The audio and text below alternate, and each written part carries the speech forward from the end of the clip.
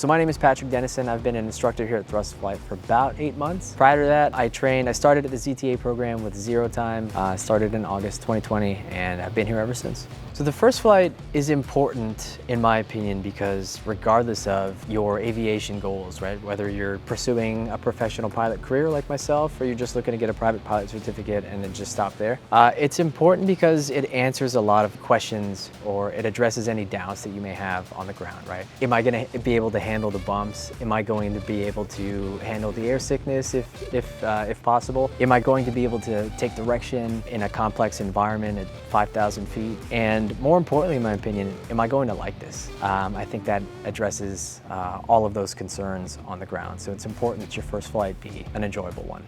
Oh, my first flight was amazing. It was so much better than the simulator. You know, you practice in the sim and you hope that, you know, what you're doing in the sim is going to translate to what you do in the air. And I'll be honest, it was so much better up in the air. Like, you could feel the response, you could feel the air. The plane responded to everything you did. It was fantastic. I loved every second of it.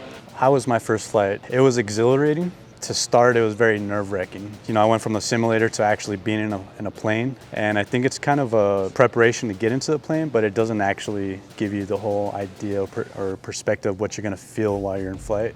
And once I got up there, it took about 10 minutes to kind of ease into it. Then I started getting used to the feeling of being in flight. There was some turbulence. It felt kind of like when you're in that turbulent state, it felt like a roller coaster a little bit, but it was fun. I had a great time. One of the most exciting things I've ever done in my life. And I've done a lot of cool stuff in my life, and that was probably at the top of the list.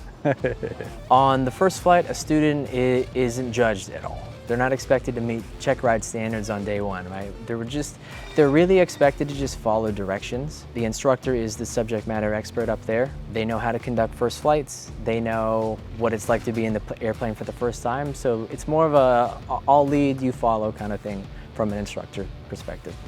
So basically we started with a lot of the maneuvers that you do basically right from the start. So we practiced on our pre-flight check. We did communication with ground, make sure that we knew what we were talking, transpondering into ADIS, getting the proper information, talk to tower and takeoff. So we went through the takeoff. Once we got up in the air, practiced getting level flights, being at the correct altitudes, and then we jumped into starting maneuvers. So we went right into slow flight, did some practice at slow flight, and since we were in it, he was like, let's get into stalls. So I did a power off stall to start, and then jumped into power on stalls. I wasn't supposed to do a steep turn, but I did a steep turn anyway.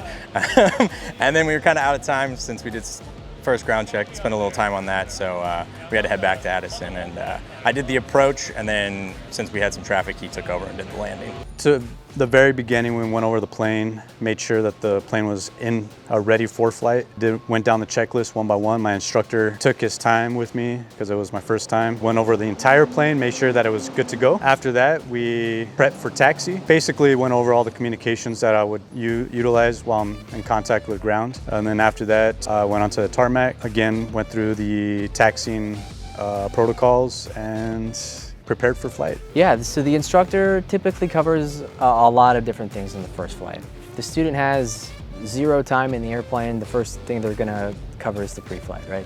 Make sure that the airplane's in a safe condition for flight. After that's all good, we'll hop in the airplane. I like to talk my students through the taxi process. The radios may get a little bit complex given, you know, how busy Addison can get sometimes. I'll have the student typically attempt at least the radio, and if it's a no-go on the first attempt, I'll take the radios. Unless the student has previous training time, taking off and landing, or extensive simulator time, generally speaking, the takeoff and landings are gonna be on the instructor. Get to a good cruising altitude, out here at Addison, about 2,000 feet, and at that point, I'll hand them over the controls, and it's their controls up until we come back into Addison. Oh, the Archer was amazing. Brand new planes in the fleet, and you could tell, like, everything was brand new.